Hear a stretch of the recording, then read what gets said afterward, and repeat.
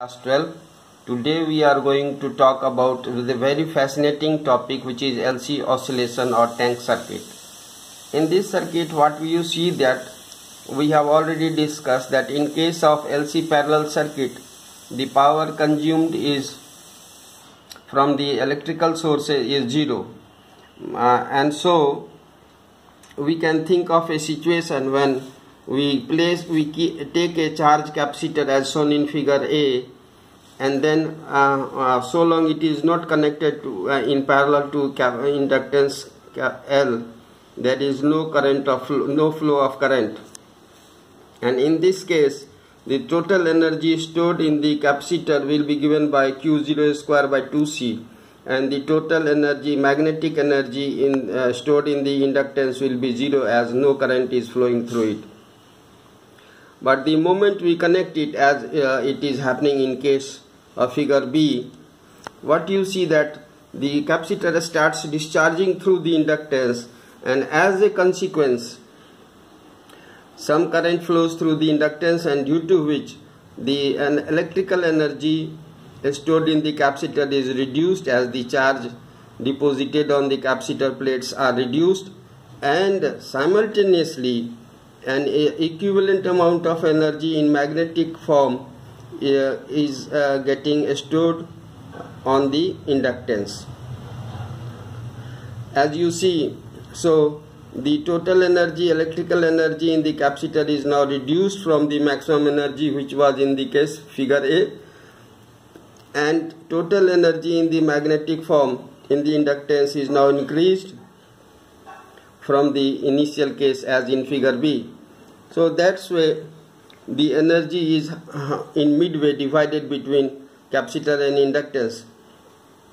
In the third stage, that is when the capacitor is completely discharged, then in that case the maximum magnetic energy is stored in the inductance coil, which is equal to half Li square, and electrical energy is zero. Now no longer electrical energy is stored in the capacitor as the charge on the plates becomes zero. So in the third stage, now what happens, the capacitor is reversely charged as compared to the figure A, state of figure A. You see the top plate was positively charged. Now you see in the figure D, the bottom plate is positively charged. And so finally this charging of capacitor is because loss of magnetic energy in the capacitor, in the inductance coil. Now no longer the current is flowing through it, so it starts losing the magnetic energy, and that produces EMF across it, and that EMF is responsible for charging the capacitor, and so the capacitor is now being reversely charged as compared to in the state of figure A. So finally the charging of capacitor completes as you see in figure E, but this charging is now in reverse direction as compared to the starting state, that is figure A. So now again the total energy is stored in the form of electrical energy on the capacitor, and the magnetic energy on the inductance becomes again zero. So that means we have completed the half cycle of the LC tank oscillation. Now the whole thing repeats, but in reverse direction as compared to figure A. So this time the current is flowing from the lower plate of the capacitor into the inductance coil, and the whole process will be repeated as from figure A to E, but in reverse sense. Now what we have done is we have also tried to compare the state of figure A, B, C, D and E with a stretch spring where the mechanical energy, when the spring is fully stretched, the mechanical energy is exclusively in the form of potential energy, and which is equal to half kx square, where x is the total displacement from its mean position or undisturbed position or unstretched position of the spring, while the kinetic energy is zero. But as you proceed to next stage, now the potential energy and all kinetic energy both are non-zero, because the spring is somewhere stretched but not fully stretched and not in the state of undisturbed position. So finally, in the third case, you see it comes to a state of unstretched position as compared to figure C. Here we are comparing, and so the potential energy becomes totally zero and kinetic energy become maximum. You always see that the total energy in potential plus kinetic always remains constant. So finally in state fourth state, you see that the spring is now stretched,